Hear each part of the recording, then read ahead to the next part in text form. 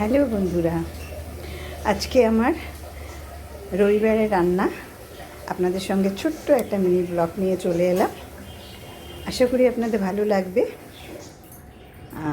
তো ভালো লাগলে যেরকম একটু ছড়িয়ে দেবেন আর আমার পাশে থাকবেন। আমার রান্না সব হয়ে গেছে, এখন এই মাংসটা রান্না করছি। দেখুন কত সহজ পদ্ধতিতে আমি মাংসটা রান্না করছি। প্রত্যেক রবিবারই চিকেন নালে মটন হয়, আর আজকাল মটনের যা দাম বাবা, খাওয়া মানে টাকা খাওয়া হয়, তো তাও আনতে হয়। কিন্তু আজকে চিকেন আনা হয়েছে। তো দেখুন পেঁয়াজটা আমি লাল করে ভেজে দিয়েছি, এর মধ্যে একটু রসুন দিয়ে দেব।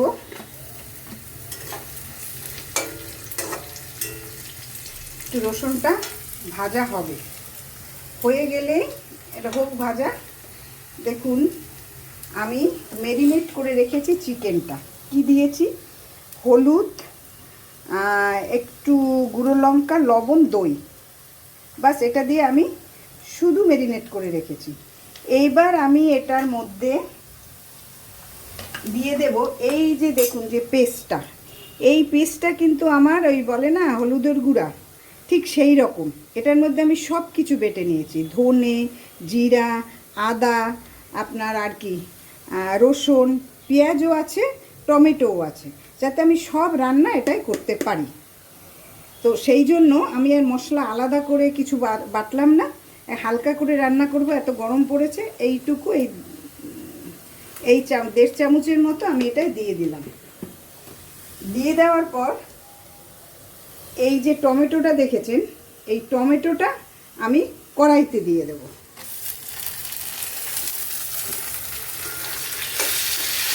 দেখুন কড়াইতে টমেটোটা দিয়ে দিলাম।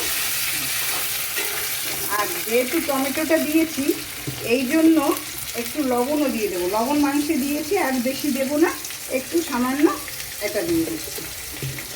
আর একটু আমি চিনি দিয়ে দেব, কারণ আমাদের সব রান্নায় একটু চিনি পড়ে।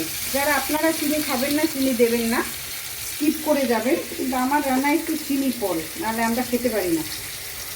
সামান্য চিনি দিয়ে দিলাম, কারণ ব্যালেন্সটা ঠিক করবে। দই আছে, টমেটো আছে।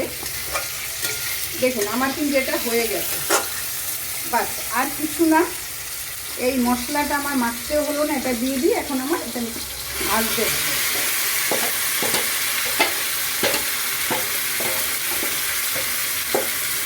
বাস এটা আমি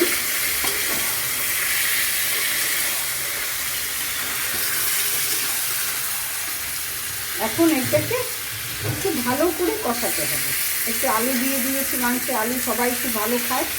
একদম হালকা রান্না, দেখুন কোনো মশলা দিলাম না, একদম হালকাভাবে। দেখবেন এখানে পাতলা ঝোল হয়ে যাবে, ভালো লাগবে খেতে। তাই এখন এটা হতে অন্তত 10 মিনিট সময় লাগবে, তারপর আপনাদের মাঝে আবার আমি আসছি।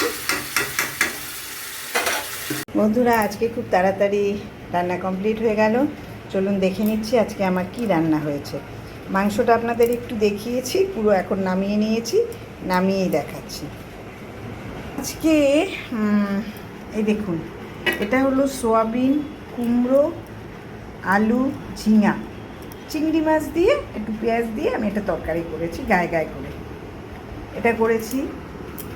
এই চিচিঙ্গা বা রেখা ছেঁচকি করেছি, একদম মশলা ছাড়া, কালো জিরে ফোড়ন দিয়ে।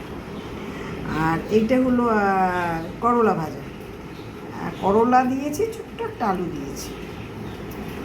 এইটা হলো আলু, টমেটো আর একটু পেঁয়াজ দিয়ে একটা তরকারি। এইটা হলো গুরজালি মাছ, একদম কষা করে করেছি।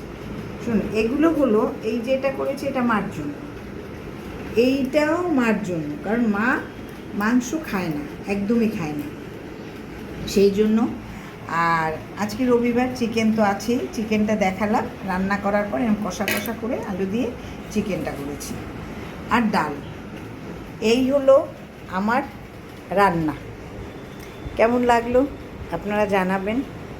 আপনাদের ভালো লাগলে আপনারা আমাকে একটু উৎসাহিত করলে আমি ভীষণ উৎসাহিত হই। দেখুন আর তো কিছু না, একটু বলা, একটু ছড়িয়ে দেওয়া, যদি মনে হয় একটু ছড়িয়ে দেবেন, কাউকে জোর না, ছড়িয়ে দেবেন, ভিডিওটা একটু দেখবেন, দেখে একটু কমেন্ট করবেন, তাতে ভালো লাগে। আসলে মনের ভালো লাগাটাও তো একটা বিরাট ব্যাপার, তাই না? ভালো লাগে। আর লাস্ট পাতে লেবু থাকে। চাটনি আমি বলেছি আগেই, চাটনি আমি পারি না, যার জন্য চাটনি হয়ই না। নারায়ণী পারে, কিন্তু নারায়ণী ফাঁকিবাজ। যতক্ষণ নারায়ণী পাঁপড় আর এই চাটনি দারুণ করে, দারুণ বললেই বলে দিদি ছাড়ো তো, করতে হবে না, করে মাঝে মাঝে। এই আজকের মতো আপনাদের কাছ থেকে আমি বিদায় নিচ্ছি। আবার হয়তো নেক্সট রবিবার আবার আসবো। সবাই খুব ভালো থাকবেন, আজকে এনজয় করুন। Thank you very much.